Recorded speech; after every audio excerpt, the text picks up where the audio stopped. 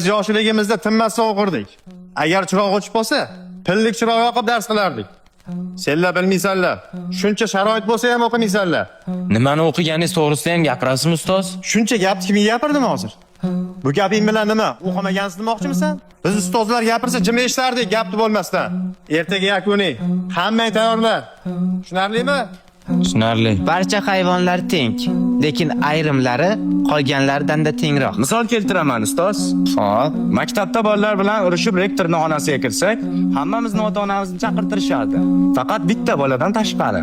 Unga bo'lsa, nega sen bularga qo'shilding deb chiqarib yuborardi. Aslida esa hammasini o'sha bola boshlagan bo'lardi. katta og'a nima desa shu. 2 kere 2 5 dedimi? Demak 5. Oyim 1965-yilda tug'ilganlar. O'sha paytda Amir Temurni Temur lang kalla kesar qotil deb ta'riflab o'qitishgan ekan. Hozirgi paytda esa Amir Temurni kuchli sarkarda, milliy g'ururni uyg'otuvchi shaxs deb ta'riflab o'tishgan. Nima uchun o'qiyapmiz? O'zimiz uchun o'qiyapmiz. Faqat yakuniy nazoratdan o'tish uchun emas. Sizlardan ko'nglim to'q. Bahromov, sizni talabalaringiz hammasi imtihondan o'tgan. Yana 5 ga. Mana Aliyev 30% talabalari yiqilgan. Qolgani imtihondan o'tibdi.